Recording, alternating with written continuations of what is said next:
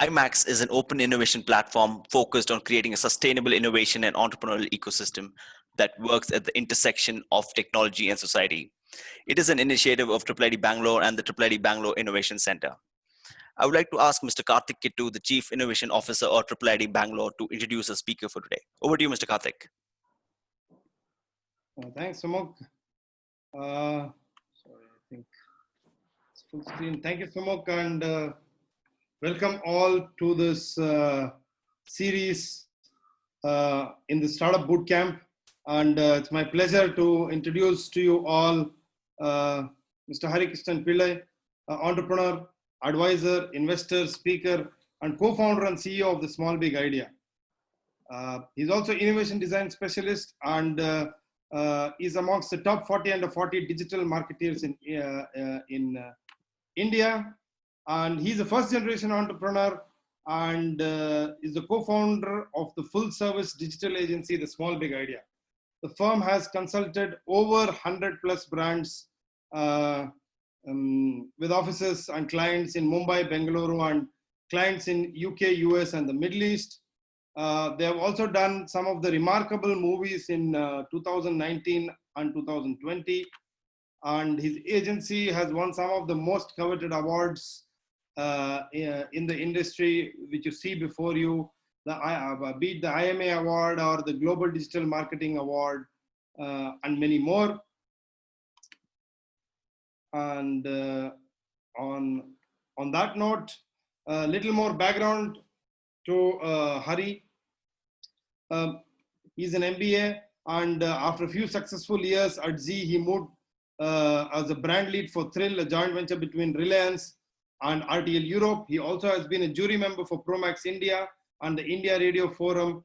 And Hari is also associated actively with Rotary International for over a decade and has held many leadership positions, including being head of Rotaract in Mumbai and also the South Asia Committee as its president, and was instrumental in rebranding the organization.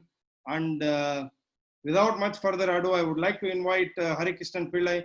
Thank you for accepting our invitation and being here, and over to you. Thank you, Karthik. Thank you for that. And thank you for having me here. Let me also thank everybody at IITB and of course the people who are attending the session today. What I'm going to do is quickly share my screen so that you all see what we're presenting today. And I hope you all can see this, right? Okay, great. So Karthik, if you could give me a thumbs up, I know that everybody's seeing it. Okay, great, super. So I've been told that we have participants who are upcoming entrepreneurs, people who have startups, and there are some academicians who are a part of it. So that's a great healthy mix. And we thought that we'll have a quick conversation on building a quick brand out of your idea. How do you build that? And that's really the focus area for us today.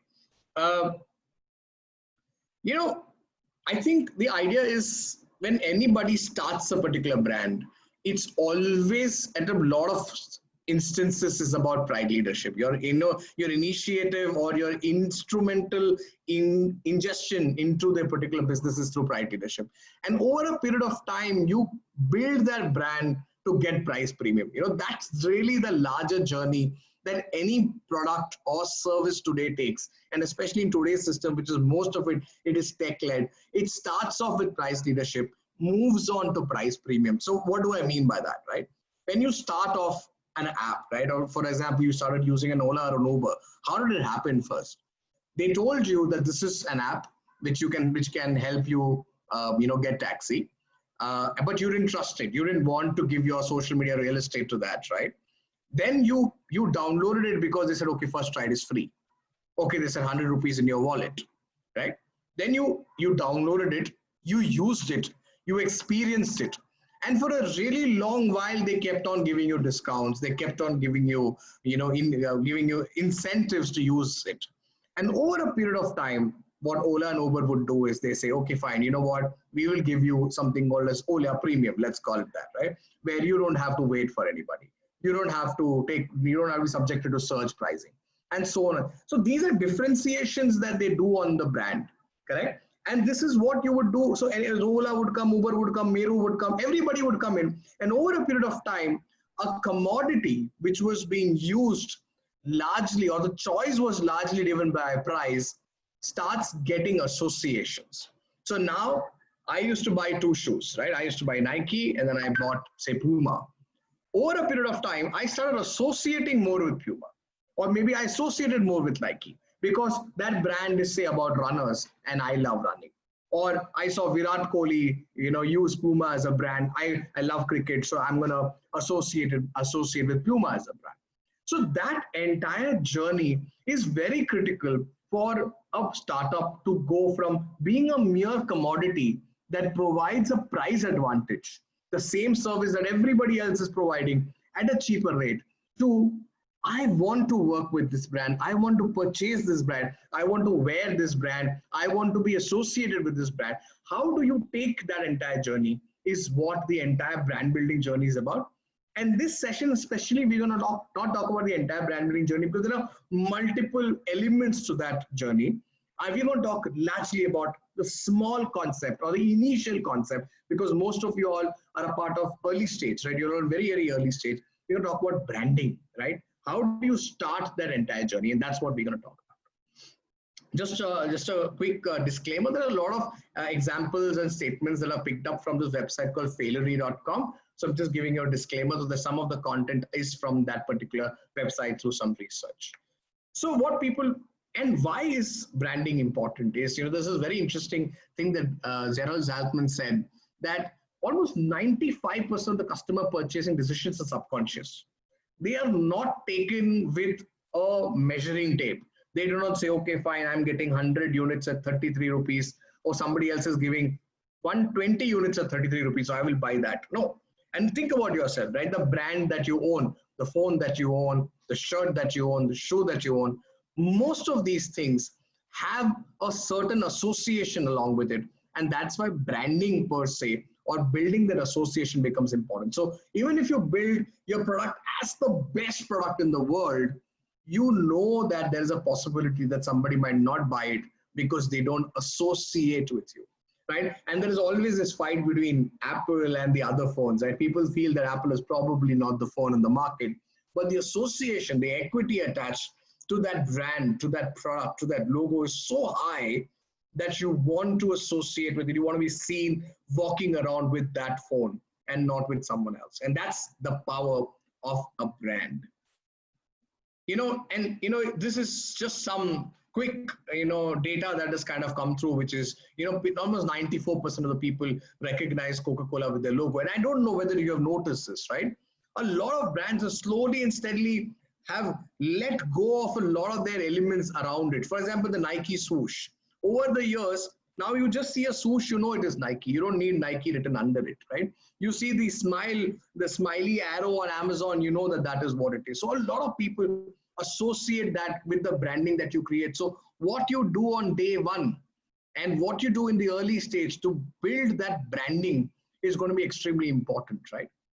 A lot of research that says that 86% consumers, they prefer authentic and honest brand personality, right? They don't want to look at faff. They don't want to look at lies. In today's time, they want to talk to somebody who's a person. Nobody wants to deal with a brand, an inanimate object. They don't want to deal with an advertising. It's an inanimate, sensibility, or it's an inanimate conversation. They want to interact with people. They want to have authenticity in the conversation. They want to have honesty in the conversation, right? You might have obviously heard that on an average, people take about 5 to 7 impressions for people to remember, that's how many times you see it. So these are some of the data that is available. So which goes into you building your initial brand, right? When, like I said, initially we start off with incentivizing with loss leadership and discounts, and eventually move to service premiums. And that's how we start off with building a brand. And today we speak primarily about branding, which is just one part of the journey. I'm sure you will have other conversations during this entire session about product, about pricing, about distribution, and so on and so forth. But we speak today in a small part about the promotional P from a branding standpoint.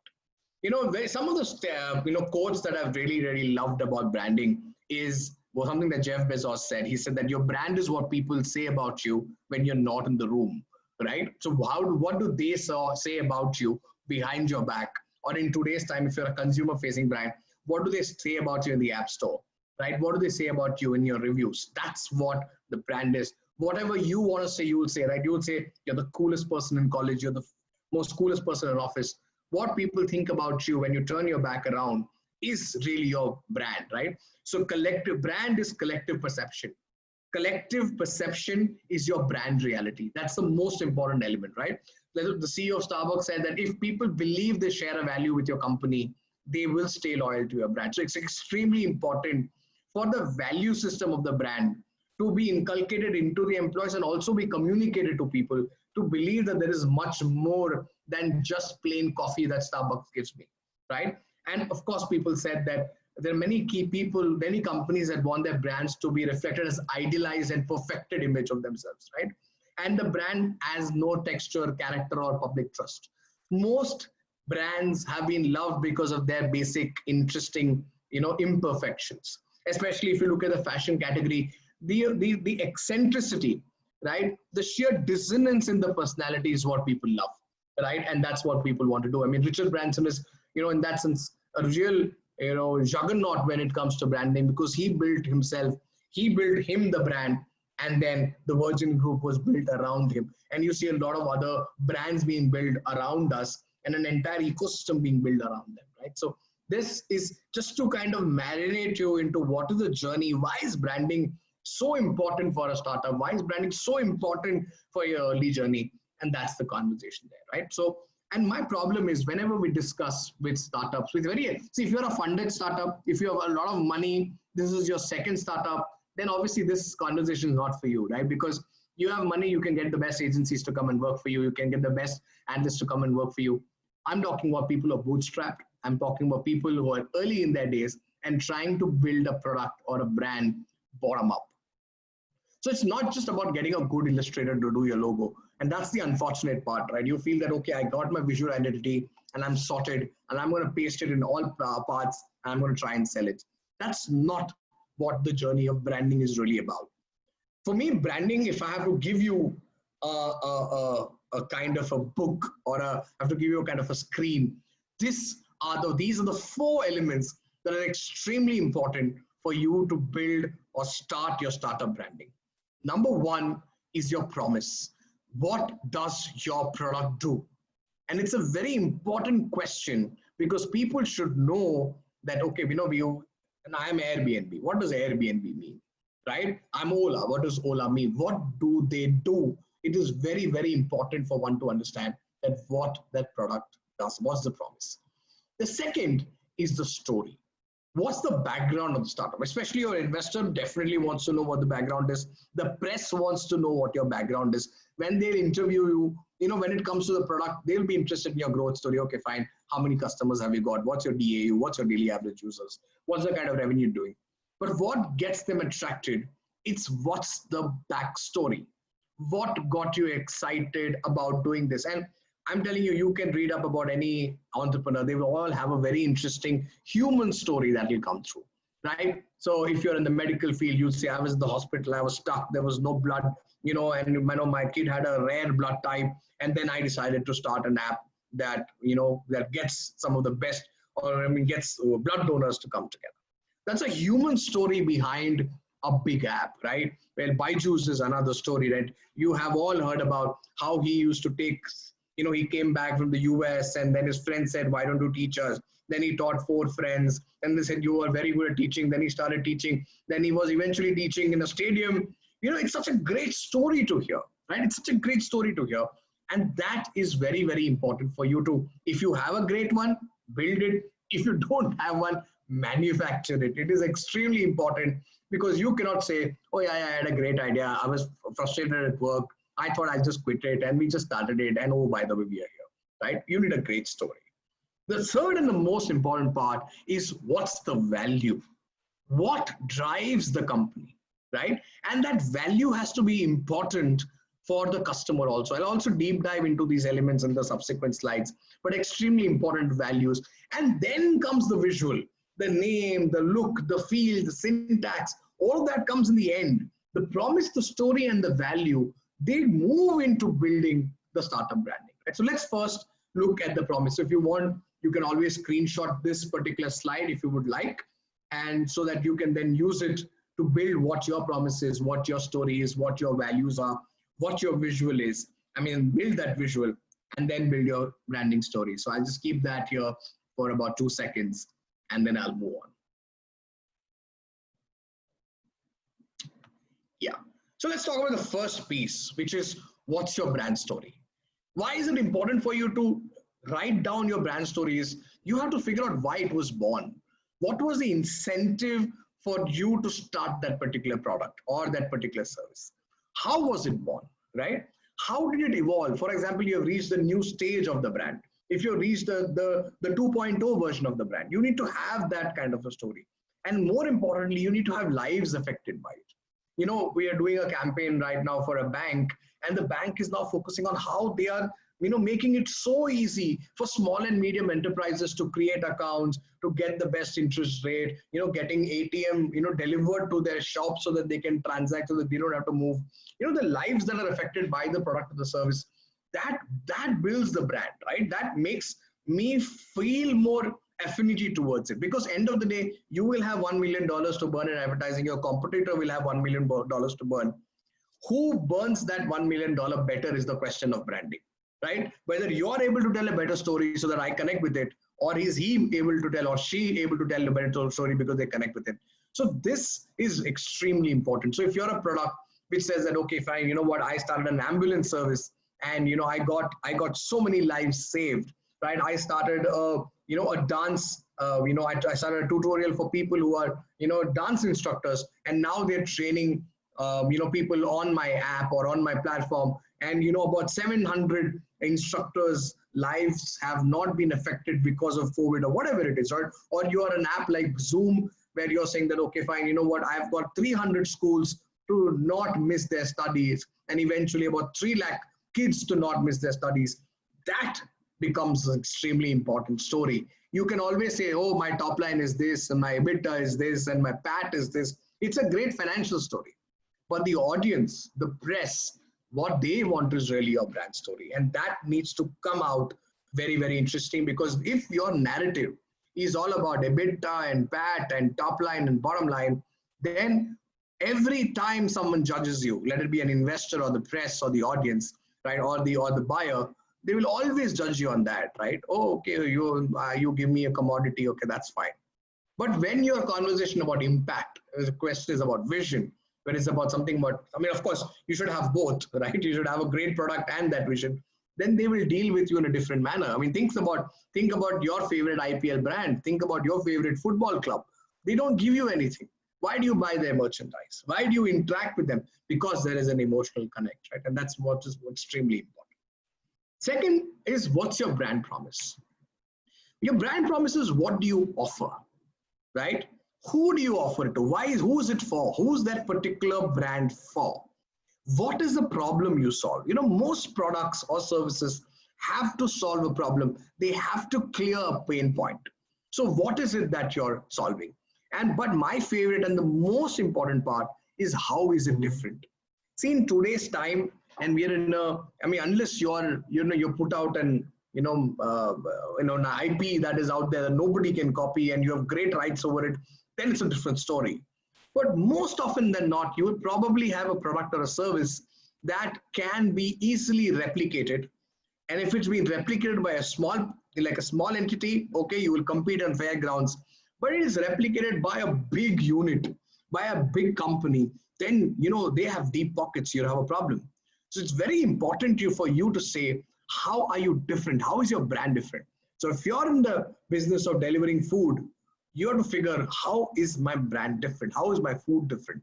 Am I delivering only authentic Indian cuisine? Am I delivering under 20 minutes, right? Am I delivering the world's main food delivered only by Michelin star chefs? Or am I delivering food by, you know, that is cooked by mothers, by home chef or fathers or home chefs or whatever it is? So very important for you to build that differentiation. While you're building what you're offering, it's very important And sometimes that helps you to not just be a commodity. Otherwise, you will be a commodity who will again end up playing the price battle. So it's very important for you to build that as to how you're different, who are you offering it to, right? What exactly is that offering, and what's the problem that you solve? For example, we are an ad agency, right? Or we consult brands on building themselves very interestingly well. And I have the Ogilvy of the world, and there are such big agencies who've been consulting, and then there is these Accentures of the world who are coming into the brand consulting business and the advertising digital marketing businesses. So how do we, who's bootstrapped, alive for about 6 years, how do we differentiate ourselves, right? So one of the way we differentiate ourselves is we are extremely data backed when it comes to our content and our storytelling, right? So most of the tools that we have developed, advertising tools that we have developed, ad tech that we've developed, helps people tell stories on the back of data and not on the back of insight. And that's always been the biggest problem in the advertising industry. It was always about a brainwave. It was about a great idea, right? And now what we want to do is let's back it up with data, right? So, and that brings a certain differentiation, and of course that has to differentiate into product. It has to come into your presentation, into your development and things like that. But that's how you develop a very clear differentiation. And then, what is most important, which from third standpoint, is what are your brand values, right? What adjective do you attach to yourselves? And out of those adjective, what is important for that consumer? And how do you deliver that? See, for example, if I ask you what's the adjective that you attach to yourself, say, I'm profitable, right? I'm aggressive. I'm very, I'm very greedy. These are the association that you want to do with yourself because you're running a business. But you being profitable doesn't matter to the consumer? No. So that's a value system or an adjective you attach with yourself, but it doesn't matter to the consumer. A consumer doesn't want to buy from somebody. Just imagine if Nike gave you a shoe and said, you know what, this is the best shoe in the world. But by the way, it's been made by an 8-year-old, sitting in a sweatshop in Vietnam. And that's why we are able to get to you at such a cheap price. So please buy it. Otherwise, it would have been 3,000 rupees more, right? I'm telling you, most of the consumers are not going to buy it.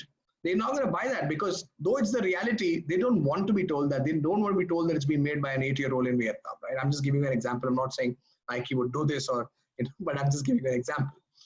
So that's what it really is. You have to build a great story and say, see, this is my product and this is why it's important to us and this is why it's important to you.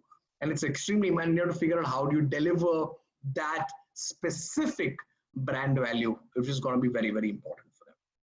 And from all of these, right, from the promise and the values and why you have started this, you evolve what you call a mission statement. It's very important for you. I know, this is your classic MBA jargon, mission and vision and things like that. But it's very important because, and why it's important, not in the early days, but because early days, it's all about survival. It's about getting that 100th customer. It's about getting that 1,000th customer. It's about getting that daily average user to 30, 40, 100, 500, 5,000. Of course, the first 2 years is that. But over a period of time, when you'll be in public eye, when people will be looking at you, they'll be looking at differentiating you, when your competitor is out there, when there are investors who are looking at us, at that point of time, you will want to look at one pole star. What is the pole star that determines the entire organization? And that will be your mission statement. So build that today so that 3 years from now, you're not looking at this pole star. It's okay, fine. We don't know where it is. And mission statement is a beautiful filter that allows you to decide what to do, when to do, why to do, and what not to do. Very, very important, right? So here are some of my favorite, mission statement, which says, Airbnb says, we believe in a world where people belong anywhere. Correct? They belong anywhere. And that's really what Airbnb is. They didn't say that, we make people earn money by leasing their houses. No. It's just said we believe in a world where people belong anywhere, right? And Amazon says that our vision is to be Earth's most customer-centric company, to build a place where people can come to find and discover anything they want. So they didn't say books or gym equipment or, pottery equipment. They said anything. And that's why Prime Video exists today. You want to watch content? Come find, come to us. We'll give you content, right? And that's what it is, right? And look at Facebook. It says to give people the power to build community and bring the world closer together. That's what they're doing. But actually, what are they? They're a data company. right? They're building it through advertising. They're ensuring that the world comes together so that advertising is being sharpened and targeted at them. But what they're telling people is people are building community. That it's about people building communities and bringing the world together, right? Google to organize the world's information and make it universally accessible and useful. I mean, such a simple statement, right? They want the world's information to be used by everybody, to be accessed by everybody, correct? And Sony said that to be a company that inspires and fulfills your curiosity. I mean, it's so generic. It didn't say that we make the best electronic equipment, right? They said they want to inspire and fulfill people's curiosity. So what is your mission statement? What is your product's mission statement? How is it? What is driving that? What is the emotion that is driving it? What is a vision that is driving it? What is a story? Why did you start it? When you sensitize your brand, when you make your brand more human, like a person, it becomes very important or very easy for you to achieve, something like a very clear mission statement. After all these things comes the brand name, right? After all these things are done, you come to the brand name, right? Some factors that will be very important when you're deciding a brand name is it has to be easy to spell. Because, in today's time, the first thing people will do is go to Google and search, go to your website and search.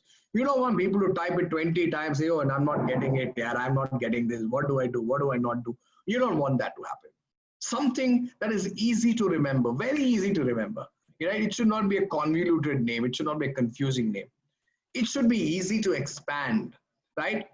Like, for example, if you're in the fashion space, you don't want to name yourself roundbutton.com, right? Because for the rest of your life, you probably will have to make only round buttons, or people will believe that you only make round buttons, right? So you have to be also very creative about saying that, okay, it sounds good, roundbutton.com sounds very good, but does it restrict me? So Amazon did not say booksonline.com, right? Amazon did not say shoponline.com. It said we are the Amazon. We're the largest place ever. We're like a jungle and you'll find everything. We're like an ocean. You'll find anything that you want here, right? And in digital era, nowadays, most important, is it available? Is your great brand name that you thought, is it available? Is the domain available? Or is somebody going to come chasing you and saying, I already have this name? And of course, most important is, does it fit in your brand voice, right? It's supposed to be a nice product, which is for the babies, right? You don't want to name yourself dragon.com, right? So it also have to, after easy to spell, easy to remember, easy to expand, is it available? You would also have to figure where it matches your brand voice. It's extremely important. And your brand name, guys, it's like your name, right? If you have to name your child, will you just name it Monday? It's okay, we'll keep this. No, right? You will think there is a meaning, there is a reason, and your parents will say, keep it with A so that the roll number is A, right in the beginning. That's how critical and sensitive the brand name really is, correct?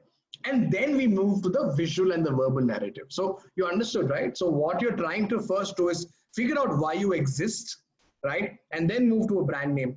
And then, okay, now I need to communicate this brand to other people, right? And the best way to do this, of course, is the visual, which is the logo that becomes very important.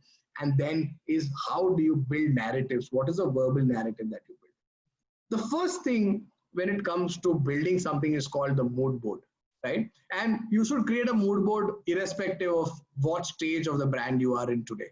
If you already have had the agency to come and do this for you, okay, fantastic, don't do it again.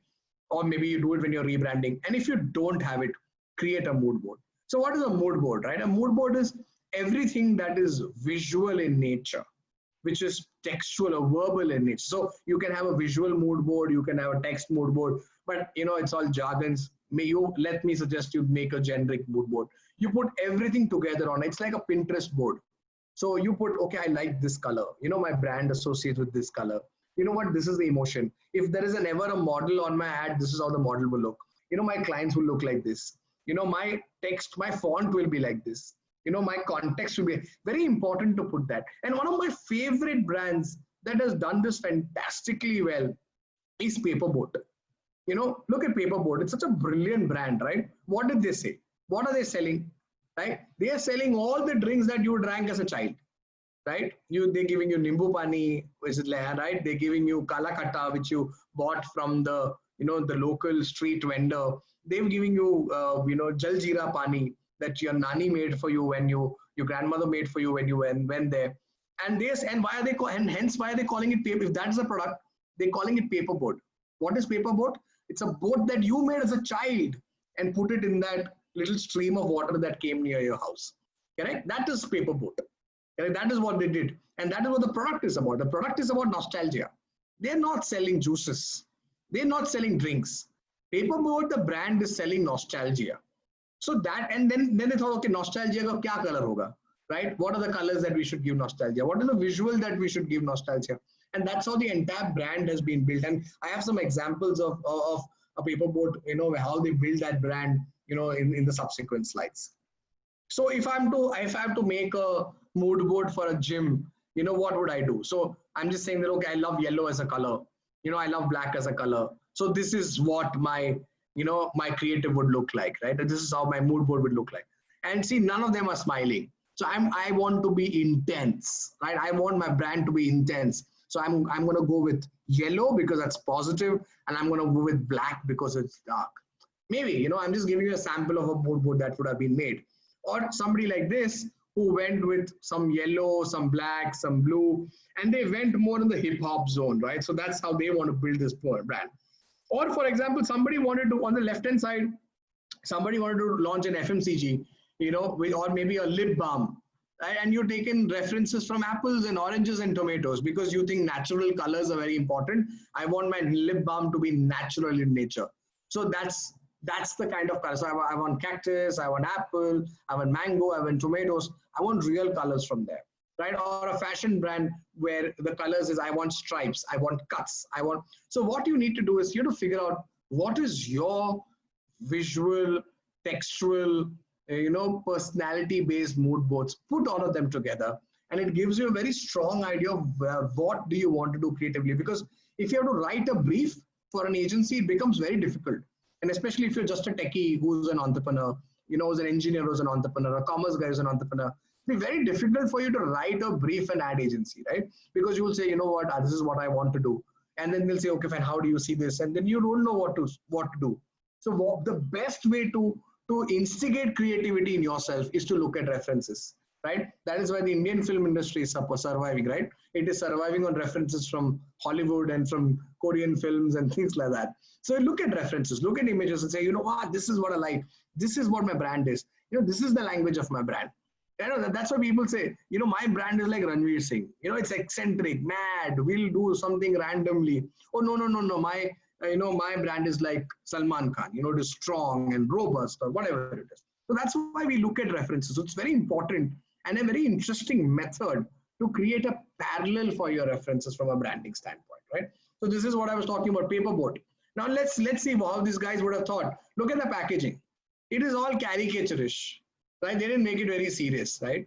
And the entire branding is caricaturish, right? Which is how a kid would draw. This is how a kid would create their creatives, right? And look at the copy, right? Coconut magic, right? They didn't say coconut water, they said coconut magic. And look at, if all coconuts were green and looked the same to my eye, how did Nariyal Pani wala knew which one had the malai? It's written poetically, like how a comic book would be written. And now you see how all of that comes together, right? Paperboat, they are basically, what are they doing? They are selling packaged drinking, packaged drinks, correct? So what did they say? They want to appeal to an emotion that everybody who drank drinks. They should not be drinking Coke. They should not be drinking Pepsi. They should not be drinking Maaza. They should be drinking what they drank as kids in their nani house or in their dadi house. So they drank Nimbu Pani. They drank coconut water. That's what their parents asked them to drink.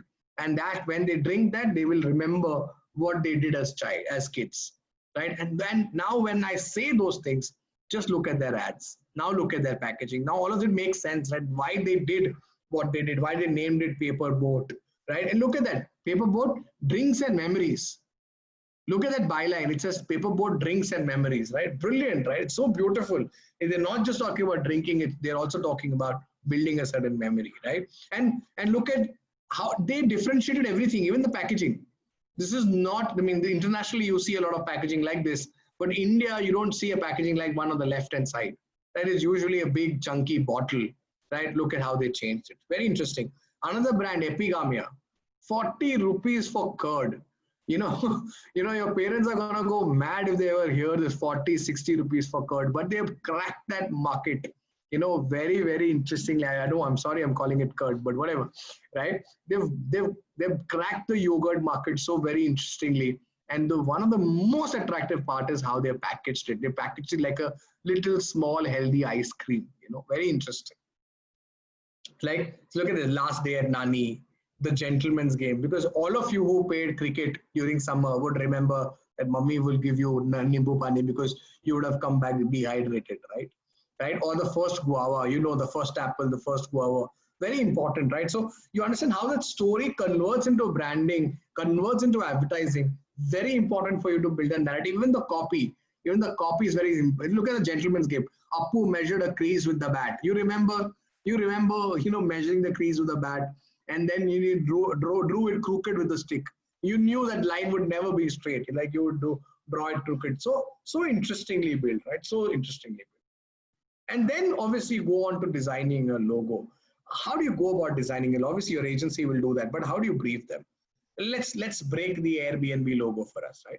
So they said that, we want a logo that represents them, the community of people who are renting their houses, right? It's a badge. They wanted it to look like a badge that they wear with honor, a symbol that members of a community can draw with pride, right? Whichever way our logo is represented, it stands for 4 things: people, places, love, and Airbnb. And that's what they did.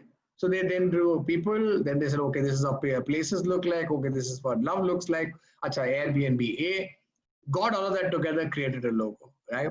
Of course, now the problem with this slide is when you see the logo and then you look at the background, you will say, oh, they did this later after the logo was made. No, absolutely not. This is pretty much how the creative process goes, is you look at references, you figure what the logo stands for, build it over a period of time, and then you kind of structure this, right? This is what a logo for Airbnb would look like, right? And then eventually put all of this together. So this is for a brand called Leaf Pup. I'll just show you how they put that, right? So the brand is called Leaf Pup. It's actually food for dogs. It's an international brand, but it has cannabis in it, right? So it's to manage anxiety and discomfort, in pups. So see, they have put that, guideline. If you look at the logo, you see the logo, it's got a pup and it's got a cannabis leaf. And those 5 pointy one, it's a cannabis leaf, which is replacing the mouth. And look at, this is their brand style guideline, right? They want it to be loyal, warm, confident. So when you say warm, what are the colors that come into your mind? Oranges, green, yellow, not green as much, but yellow, red. But they are also a plant-based company. So you put some greens. They want happy pups. So they've got happy pups there, correct? But they also want to be confident because, a CBD consumed pup would probably be a little more warm and more confident. So that's what their mood board looks like. And they're looking at more indoor plants. And so that's the design, indoor plants. So they'll do more vertical cuts and things like that, right? And, that's their logo, their primary logo. So the pup, correct? And then the cannabis leaf right in the middle. So that's how they've designed it. This also looks like a leaf. This also looks like a leaf. Their eyes look like a leaf. And eventually what it is. And look at the name, Leaf Pup. Very simple, right? They know it's for the pups and they know there is CBD in it, which is, obviously cannabis. And that's how they're kind of building the entire, entity. And then color palette. This is color palette. This is how they build their entire color palette, right? So brown. So there is, Adobe and Google, they have their own free services where all you need to do is put on their briefs, put on your brief into it, and it'll recommend what should be your color palette. So, of course, the reds and the blues are, pretty much seen as the most powerful color for brands. But today, obviously, people are experimenting with much more colors. So you can build a color palette like this. And then most importantly, translate that branding experiences to be very consistent, right? So onto your packaging needs to talk like that. Your website needs to talk like that. So look at that orange color has come on to the entire brand. The warm colors have come into the entire brand, right? How that green is there, but very little because they're obviously discussing leaves. So that's how it translates, right? Now, after the branding is done, right? So you've traveled the journey, you've decided what the mood board is. From there, your agency decides your logo, You decide your font, your language, how do you want to speak. I explained that through Paperboat. Then what everybody's interested today is you, right? Facebook is built on the back of Mark Zuckerberg, correct? Steve Jobs was the man. I mean, Apple happened, but Steve Jobs was the man, right? I don't know about you guys know. I mean, one of the first early, innovators or other Silicon Valley startups or the India America dream, Samir Bhatia, the CEO, the founder of Hotmail, right? Those guys, it was individuals. Even today, the reason why people spend so much in personal branding is because people associate Manu Kumar Jain, right? He's built himself as a brand, and it's almost like an India representative MI, and how that entire journey kind of goes by. So the brand is very important. How do you build yourself as a brand, right?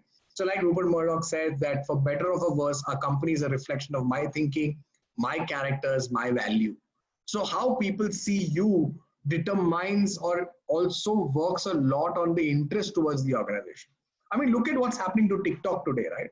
Because there is this border issue that's happening, and it has become such an important, and it should be, is such an important thing. An entire entity is complete. There are 200 plus employees on that is there that who works with TikTok, Likey, and things like that, that today are worried about what's going to happen. I'm sure it'll get sorted, but that's what it is. So just imagine if that is a situation, how people will look at you. You as an individual becomes very important. The CEO today is no longer a Chinese CEO for them. They've got an American face to be the CEO because they are very interested to know who is there right on top, right? You might have seen anytime there's a problem with the CEO or the top management, the stocks fall down of companies, right? Very, very sentimental. These are very sentimental in nature. So who is the person is very, very important. How that person is being built is very important. And you will see a lot of people in the startup world have invested in their personal brand. So this is a model that we have developed, and especially when we help startups and brands with with startup branding, is the horse, jockey, and the bookie model. It's extremely important to have the branding right. So what is that the horse, is being focused on? What is the narrative around the horse? But even more important, to build the jockey. Who is building the brand? Who is running behind the brand? And you guys would have heard it, right? I mean, I'm talking in an institution, so don't mind me stating a certain name, but that if you're an IIT IIM combination, investment comes much more easier, right? And that's because they're not just funding the idea, they're also funding the individual. So if you're somebody who goes to social media and say, oh, I'm going to talk about politics, and I'm going to talk about religious issues, and I'm going to talk about this, and I'm going to be an aggressive personality, it's great. But know that there is going to be an impact of what you say, what you do on your brand for sure, correct? And that's why people say the most important part that people should do is get into a thought leadership position. We'll talk about that, right? And the third most important person is the bookie, the influencer, right? The influencer could be press, the influencer could be user influencer, it could be the customer. So these are three most important elements as far as branding and building your brands are concerned. Is how do you build your brand, how do you build the co-founder, right, or the founders, and how do you build the people who are immediately influencing your sales. And hence I said the focus on thought leadership. What you can do in early days, of course, the best way would be for you to be on Forbes cover. But till that doesn't happen, focus on thought leadership. Write on LinkedIn, comment, to give sound bites to press about a perspective, hire a PR agency, very, very important, because people are going to look at you, your search ranking should go up, your mentions should go up. Once that happens, people will say, okay, what, he's doing his business, but he also knows how to sell the story, right? She's doing what she's doing, but she also knows how to build her brand. Very, very important to build a thought leadership position. And it also allows you to tell people what really is. Like, for example, in November last year, we launched something called as TSBI Bharat. Now, the idea is simple. The next 100 million users are not going to come from metros. They're going to come from the tier 2, tier 3 towns. And when you're advertising to tier 2, tier 3, you cannot go with the metro mindset. So what we did is we hired people from across the country, somebody from Punjab, from Bhojpur, from Karnataka, from Kerala, and we built a team called TSBI Bharat, which understood the market, which understood what apps are performing there, how is it performing there, and is now helping brands build in places beyond the metros, right? So, and we started off with a brand equity article, and that's how we built thought leadership in marketing to the next 100 million. right? And that's where we build TSBA Bharat. So I'm conscious of time. I'm about at 4:50, and I think I should want to keep some time for questions, if any. So that's the end of the conversation. So we spoke about building value systems, moving into your narrative, and then focusing on the horse jockey and the bookie, and then of course, how do you brief your agency, the mood board, and things like that. I'll stop the share and happy to take questions, if any. Thank you so much, Hari. That I think was bang on. I think we will ask Sumukh to also tell people to put in some questions. But on that note, to just get started, also may want to know what do you think is your perspective when you are in college and when you want to use those 3 years? Now it's extremely important. A lot of people want to maybe start up just out of the degree. Right. So what's your take on it? How can they build brand in the first, second year or third year of college? Do you think clubs and some coding clubs and something like that matter and other things matter? So over to you. Yeah, for me, network is net worth. And I think these 3 years in college, especially, you have a great opportunity to network because you will be seen as a student. You will be never seen as competition. You will never be seen as somebody who's in the industry and now you need to fight your battle. You will be seen as somebody who's a student willing to learn. Corporates, let it be advisors, let it be investors. They're more than happy to talk to people at this stage rather than a little stage above that. So I think what you should look at is use your institution's strength to network and connect with people in these 3 years. That's number one.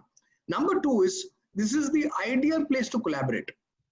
10 years back, you would have, I was in my B school, and today, all my B school, all my colleagues are in, VP position here, president position here, and so on and so forth. It's a brilliant place for you to network, not from today's standpoint, but from the future standpoint, right? So I think that another thing is very important for you to collaborate with them at that particular stage. Coding clubs, learning, see, that's a continuous curve. You have to continue to learn. You have to figure out what you need to be good at. The third thing that I think is very important is find what you're not good at and start developing that skill. I remember that, I was very good with data. I was very good with branding and narrative, but I was very weak with finance because I'm not my background is not BCom. I was never somebody who look at balance sheets and tally and P&L and things like that. But I realized that if I'm to build a business, I shouldn't just be a product guy. I should have a more holistic kind of an understanding. So I used my early days also to figure out the smaller nuances, and probably should have done better. But if these 3-4 things you focus in college, more than enough, yeah. Sumukh, you want to take a few questions? Yeah, we have a question. It says, how to protect a new brand name and domain from others? Yeah, so it's very simple, right? You can go ahead and go to the I forgot the exact association. You can actually trademark your name. You can go to the trademark guys and you can trademark your name. So once you have a name, you have to go to a trademark lawyer, or you can go directly to the trademark website, submit your name, submit your logo, submit the purpose of your business, the color and things like that, and then they will trademark it. If first they will send you any. If they have any objection against it. For example, if your name is very generic, so if you say water.com, they will never let you trademark it, right? You can have water.com if you have the money, but you can never be trademarked. So you have to change the name, right? Also, your name has to suggest your business. So they have some parameters. The trademark guys have some parameters of how to do this. Once you do that, they'll trademark your name, and then that trademark is against your name. So anytime somebody uses it, now there is a catch also in that, and you should speak to a lawyer. I'm not a lawyer, but I'll tell you some catch. So for example, if somebody was using that same name, though they don't have it registered, but they used it for say 10 years now, and they have been in business, then there might be some problem if it is not associated. So best is you speak to a trademark lawyer, but the first step is to get it trademarked, and and then there might be some pushbacks and things that will happen, which you need to sort it out with them, depending on the uniqueness of your case.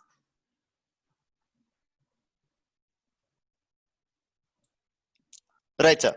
And then we have another question which says, what is the usual percentage of profit a company spends on branding and advertising the brand? Good question. Good question. Well, if you are a CA or if you're the CFO of the company, 0%. If you are the owner of the company, then maybe something different, right? So that was a joke, but it depends on the stage that you're in, right? In the early stage, and if also the type of business. See, if you're a consumer facing business, they end up, and in today's time, they're ending up spending up more than 30, 40, 50% of their money in marketing and acquisition of users, because it's a very, very, very, it's a bleeding business, to have an app today. It's a consumer facing app to get downloads and things like that. And then also to keep the DAU running. So that is up to, and it's an early stage, the people spend up to 50% of their money, half of the money, 30% of the goes into technology and development, 30% in manpower and, some here percent here, and then 40 to 50% goes into marketing here. I mean, in some cases, a very early stage, and then go to something a little more different. Over a period of time, once you're a mature product, it usually is in the range of 3 to 7%. Once you're a mature product, you have a large market cap, that is about 3 to 7%. But at your end, I think it will be, if you're consumer facing, you'll probably have to do 30 to 50% depending on the kind of monies that you're spending. If you're B2B marketing spends are very less. And today, B2B is the flavor of the season. People want to talk to technology products that are catering to business and not to users. There, your marketing is much, much lower because, you have very specific companies or very specific people that you want to market to. You want to go to 30 IT companies, 20 media companies, 50 pharma companies. So very, very small base that you're attracting. So if you're in a B2B model, then it's a very small amount, very small percentage. If you're in a B2C model, then I'm talking 40% above, provided you are in an early stage. Right. We have a question from Devansh. It says, that was a great presentation, sir. Without a product, shall we proceed with online presence like a website or Instagram page for awareness? Yeah. See what happened. I mean, my view, right? My view is the moment you go and tell something to somebody, they might want to test. You should at least have a testable or something to show, right? For example, if you have like a website is created, I saw the website, I think it's fantastic. Then I call you, I say, okay, I want to see it. And you say, oh no, it's not ready. I said, we just put up the website and we're just marketing it. Then it's a bit of a problem, right? And then I'll be like, okay, that's interesting. So what I will do is you can always make the page and block the page, block the domain, it's fine. Make the website, put some creative, it's fine. But once you start active marketing, by active marketing, you mean you're consistent in your content, you're spending money in marketing. That time, if people come to you, you should have something to show for sure. Even if it's a beta, it's okay. But you should have something to show for sure. So it's something like at least tell a proof of concept. Yeah, absolutely. Yeah, be it a physical product or maybe be it an app. You say maybe there should be a web version. If you cannot build an app in the first version, you say at least a web version, right? Absolutely. Again, see guys, you have to understand that if you're B2C and if that person is C, as a customer, then it's a problem. If it's an investor, okay, you can show, I'm still developing, we have just started, it's fine. They understand. Customer doesn't understand, right? So all these, you have to divide your questions as, okay, I have a B2C product, what is my question? I have a B2B product, what is my question?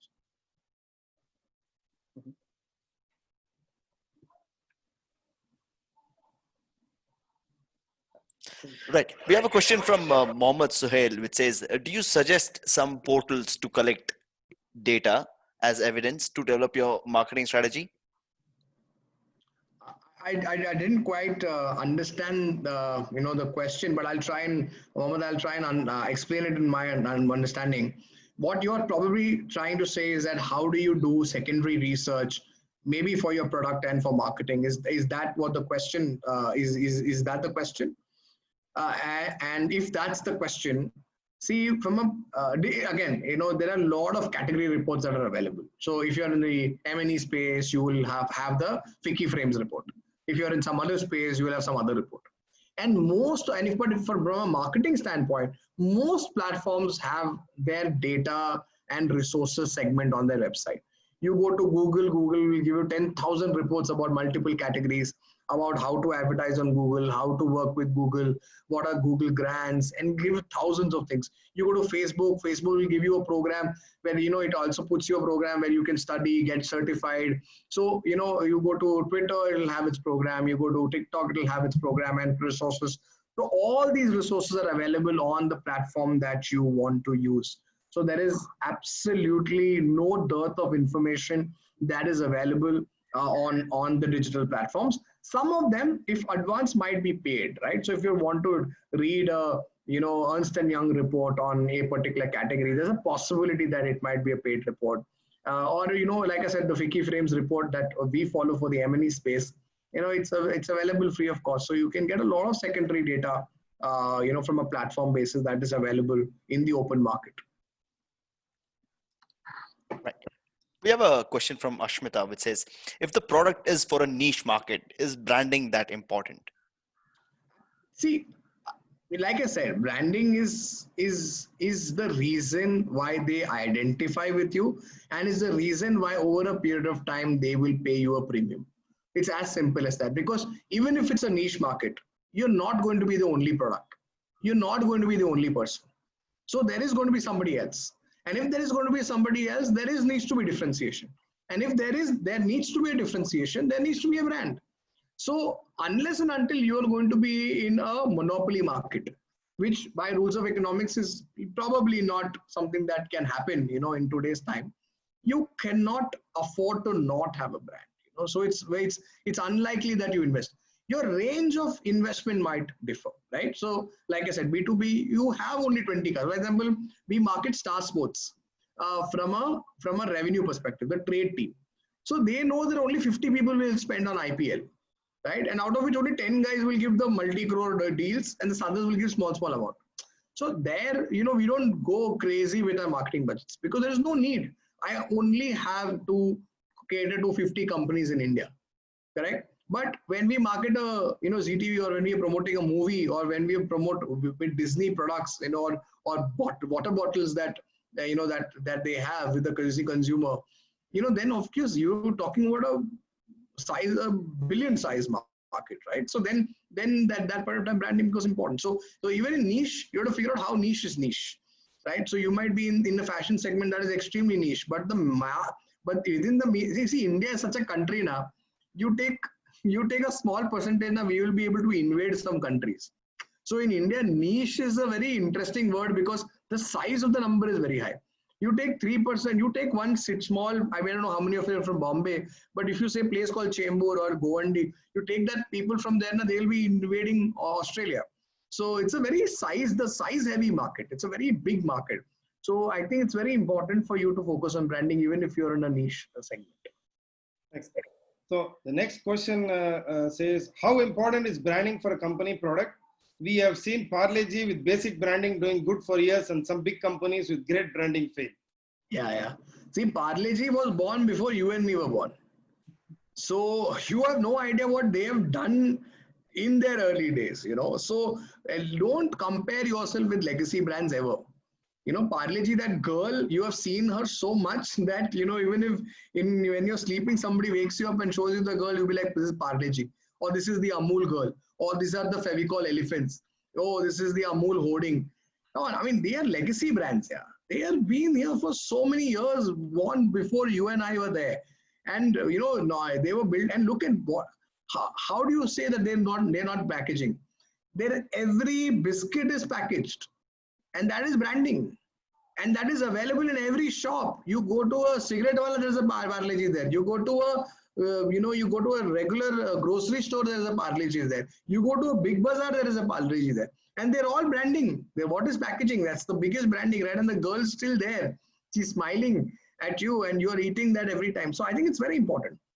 Yes. Do small brands with great advertising fail? Definitely. Because see, advertising only allows you to try the product for the first time. After that, it is the product experience.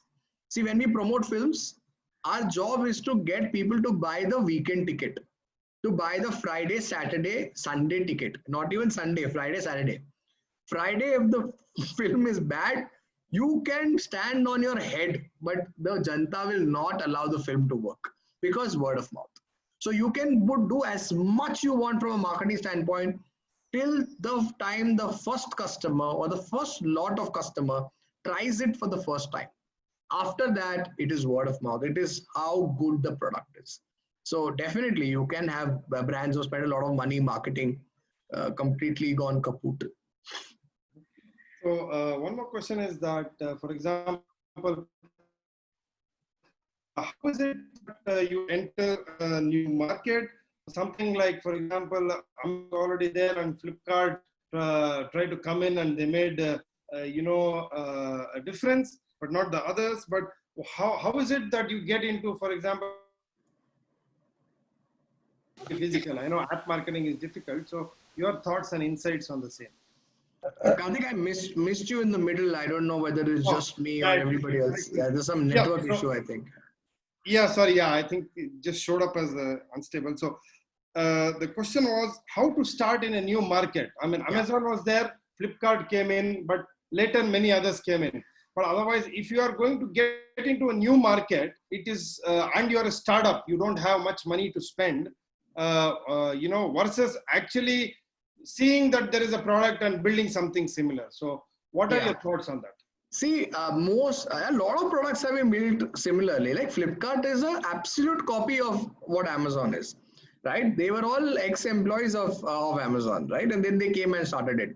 Ola is an exact copy of what Uber is. If you want a successful startup, just study what's happening in Silicon Valley today, what is happening in the European markets today, copy that, make it here. I mean, there is no rocket science. Most of the brands, most of the products that have become big are like that only, right? They've looked at, okay, somebody has developed this, I'm going to copy it, I'm going to get it to India. But just copying is not going to make you a big brand, right? It is very tough to survive in this market and to build a big brand. So I don't think that's a challenge at all. You can always copy. So that is at the entry level, right? So the product doesn't exist in India. You have seen it exist somewhere, you've got it to India, and now it's going to work. Second is an overcrowded market. So for example, today there are so many e-commerce companies. Can you start? Unless, like I said, unless you have a very strong differentiation, I think it's a stupid decision to be a part of something like this, because you won't survive. You will bleed to death, right? Financial bleeding, right? You'll financially bleed to death because you won't be able to get the kind of rates that these guys get. These guys buy in bulk. They have deals with Google. They have deals with Facebook. They have great CTR rates. They will probably be acquiring audiences at a price 1/100th of yours, and you won't be able to compete with them. So at that point in time, and that's why I said, we as investors, or when we speak to other investors, very clearly, the flavor of the season is B2B. They don't want to talk to B2C. They've seen so many startups fail in the B2C space. They've seen people bleeding to death. So they want to now go to B2B, where, you crack one deal, but that deal is of 50 crores, right? And it's a sustainable deal, happens month on month. There is a steady revenue, and there's a corporation who's paying you. So you're not worried about it. So, getting into a cluttered market, not a good idea unless you have a very strong differentiation. If it's a free market and there is nobody inside it, and you think that's a great idea that you have, by all means copy it. So that means to also say that it's maybe good to look at others and maybe do a good study. A better version. Your idea is the best. No, better version. What you do is you study others and do a better version. Why not?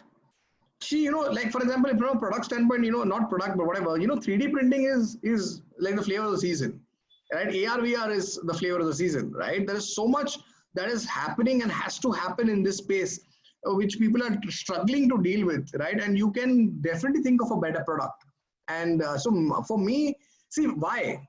Because there's a market that exists, but it is underserved, right? So that's how you're building. So you're not creating a new market, right? You're not saying that I will invent. For me, that is almost close to what earlier days people used to call it invention. The thing that doesn't exist, you're creating it, bringing it to the market, and then saying, okay, why don't you look at it?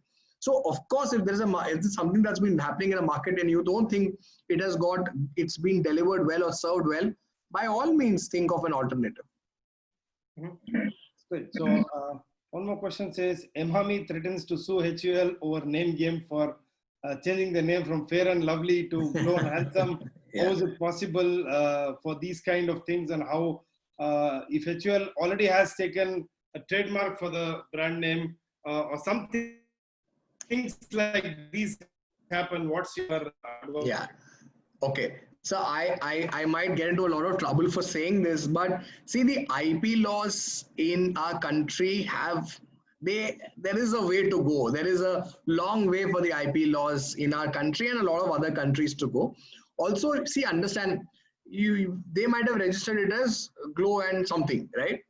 That is what they registered. They cannot register the word Glow. So, then they said, okay, I'm Glow and Handsome, you are Glow and something else. So, and then now they'll go into the court and say, okay, it's similar sounding, it's in the same space. They'll fight out.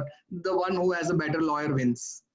So, when there are two titans who are fighting, you just watch and make your notes, So, but, don't, I feel your frame of reference should be a little more smaller. Don't look at what HUL is doing and all. They're legacy brands. They are very deep pockets. They're fighting.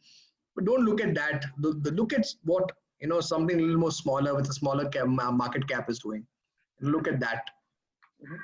One more thing you see, today a lot of brands are experimenting with the subscription model. We have something like Fresh2H, Doodhwala, and many others, for example, who do daily grocery or something like Big Basket. Do you think something local will work out? Or even if I launch a food product or anything similar, do you think everyone is talking about the apartment game and the subscription model, right? Yeah. So what is your thought? See, subscription is a very, very, very interesting format, extremely interesting format. And I come from an industry that is very, very early in its subscription, which is the media and entertainment industry, right? TV channels were supposed to be in subscription model. People were supposed to pay 50 rupees, get their channels, see no ads. Indians don't want to pay at that consistency, right? So they did not pay at that consistency. That's why advertising became so big a part of the Indian, consuming entertainment consuming market. But over a period of time, of course, it became more easier, and people have become more open to the entire subscription game. The advantage with subscription is that it is pay first, get service later, which is a great business model to have, because you actually have your money in your account before you start working, right? Which is great. It's the best way to work. And not only for today, you have money for say 3 months, 6 months, 1 year. So it ups your cash flow for sure, right? That subscription model is it's a brilliant format. Will it work? Of course it will work. It's very simple. Products that work address a certain need. If it addresses a certain need, you're sorted, right? If somebody's going to say that every day, Doodhwala puts doodh in your, he comes and puts doodh, correct? Of course, he puts milk. But when he puts milk, he's going to charge you 44 rupees per half liter or 1 liter or whatever it is. I'm going to charge you 1 rupee extra less or 2 rupee less, but you have to pay for 1 year. So 1 year, I'm going to get 600, 700 rupees off. Any middle class person would say 800 rupees off. Okay, it's a small amount. No, okay, let me pay. Or if it's a big amount, okay, I will not pay. So I think subscription model what is going to be most interesting is, what is the financial advantage that you're giving a middle class income household, and what is the amount that you're asking from him. If you say, give me 10,000 rupees today, you will save 500 rupees. Nobody's going to care, right? So you have to figure out a model with subscription model. You have to figure out, like for example, Z5, right? Look at their model. They have 365 rupees. It says 1 rupee per day. Correct? People, that's how they sell it. They sell the subscription by saying 1 rupee per day. That's the cost of entertainment. 365 rupees. That's a subscription model. Whereas, you have Netflix of the world, which is running into thousands, 6,000, 12,000, 18,000, multi-screen, multi-A, multi-O, right? And Z5 comes in and says, I will charge you 1 rupee per day, 365 rupees. And it is one of the largest downloaded OTT players today after MX Player, because it's obviously a preloaded app. But Z5 is one of the largest downloaded apps today, And that's the game. The game is about economies of scale. Typically what Reliance does, right? It says, Karlo Dunya Muthi Mein. Ek saal, 26,000 rupees. I remember when I was young, I think 18, 19, they came up with those mobile phones. And they said 26,000 rupees, 1 year full mobile phone. You get a handset also free. That was costing some other amount. And people bought it. The entire mobile revolution in India pretty much happened there. And today it's happening. They came and said free internet. Free 3G, free 4G. Everybody moved from Vodafone to Jio, right? And Vodafone is literally what are their stocks price? 1 to 9 rupees. What is it? I mean, such a big brand, the stock market prices are what the penny become like penny stocks now, right? So that is economy of scale. If you are in the subscription model, if you are in the middle class market, then your pricing has to be extremely competitive and extremely challenging, extremely well challenged to the market. Great. So next question is that sometimes, sometimes I get confused in mission and vision statements because both fit in the same elements and principles. Do you suggest any solution or approach to come out of a situation like this?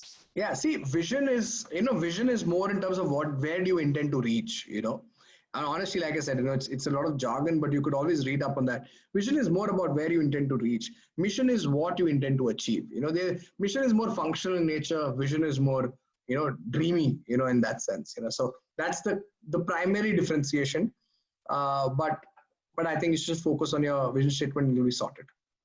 Okay. Yeah. Then next question says, can we change our brand name after growing, and how? Yeah, of course you can change your brand name. You can, like Fair and Lovely is now Glow and Handsome, whatever it is, right? Of course you can change it. You can change it, but there will be impact, right? For example, I'm Harikrishnan Pillai. Tomorrow I can be Karthik Kittu. But all these years of being known as Harikrishnan Pillai, I'll have to go and tell everybody, oh, by the way, my name is Karthik Kittu, my name is Karthik Kittu, my name is Karthik Kittu. And Harikrishnan Pillai will have a certain value, right? I get all Karthik Kittu's value because now people will think, oh, he's Karthik Kittu, he's Chief Innovation Officer, of a particular institution, correct? So I get all the advantages from that, but I might lose the advantage that I have, correct? So you can change your name for sure. It has to be a solid reason why you want to change it, right? If you don't have that solid reason, then I don't think you should change your brand name. And that's why getting your brand name right in the first go is very, very important. Logo change and all, it's okay. It's fine, visual identity. Changing a name is very big. Yeah, it's almost like changing your own name. Tell the Gazette, you to write in the Gazette and say that a name has changed. Put out in the press. Not worth it. A couple of last two questions is: what is your advice for entrepreneurs now in the COVID-19 times, or a lot of them who have some offers who are considering to be an entrepreneur because the world is shaky? So, what is your advice to that? See, I'm all for innovation for sure, and I'm all for inventions. There are two kinds of entrepreneurs, right? One is who have spent about 7 years working, and then they are starting to start something, and then there are fresh entrepreneurs right out of college. See, people are working and are building that. If you're financially stable and settled, pursue your goals, please. If you're not, the economic situation is not going to be good for the next another year or so. Plus, we have gone almost 2 years back. So if you're getting a job and you think that you can postpone your dreams for a while, I'm a very pragmatic person, and hence I'm saying this, then, push it. This is the time where you need stability. This is the time when you need safety. Do it. But if you really believe that the product that you have has a lot of potential and it's going to get a lot of revenue, and this is the time, for example, if it's a healthcare product, if you are creating a healthcare product, or if you're creating a hygiene product, then this is the time for you. So, go chase it, please. But if it's not that, because, it's going to be difficult for the golden tap. The golden tap is not going to be, opened on to us for a while. So I would suggest you be a little more pragmatic. Dreams are great. Passion is great. I think it's a very important thing. Pragmatism for me is greater. So I think you should just balance it out and figure out whether, whether my pragmatism and my passion is being balanced well. Perfect. So I think I got one more. So two more says, what if my passion is, I want to make my passion my profession, and we have a lot of students listening in from engineering colleges and other degree colleges who have been pushed to do this by their parents. But what if I want to pursue and make passion my venture? Yeah. So, have you guys read the book Ikigai? Right? If not, go read it. It's very important. Please read the book. It talks about 4 quadrants, right? The first quadrant is what are you good at, right? Second quadrant is what do you love doing. Third quadrant is what are people willing to pay for that skill. And the fourth quadrant is does the world need it. And the one that comes right in the middle, if you draw a Venn diagram, what comes at the intersection, that is what you should pursue. So it's like this. I love whistling. Ikigai, Ikigai, Ikigai. Yeah, Akash, that's answering your question. Ikigai. So, see, when you, for example, I love whistling. Am I good at whistling? Yes, I'm very good at whistling. Right? Do I enjoy whistling? Definitely, I enjoy whistling. Will someone pay me for whistling? No. Right? I cannot make that my profession. Right? So let's take something a little more serious. I'm good at cooking. Do I love cooking? Of course. Am I good at it? Definitely. Does the world need people to cook? Yes. But am I so good that people will pay me for it? No. You get what I'm saying? So don't get confused. Like you, I love cricket, but I cannot be a professional cricketer. It's my passion, but it's not so good that people will pay me for it. So you have to find your ikigai. What are you good at? Right? What do you enjoy doing? What does the world need? And whether someone's willing to pay you for it. If all four things come there now, then that's the profession for you, or that's the job, the type of job for you. So for me, one thing that I'm good at is I'm very good at thinking about ideas, right? I'm very good with communication. I'm very good with building narratives and building stories, right? And I enjoy doing that. And people are willing to pay it. And people need advertising professionals and advertising advisors. And hence my career choice is this. So I think you should find your ikigai and chase that. Thanks. Last question is, these COVID-19 times, many people have put their spend on hold. The spends on branding and marketing and everything else has to be balanced. So what is your take on? Yeah. So, there are multiple things, right? There are multiple elements as far as this is concerned.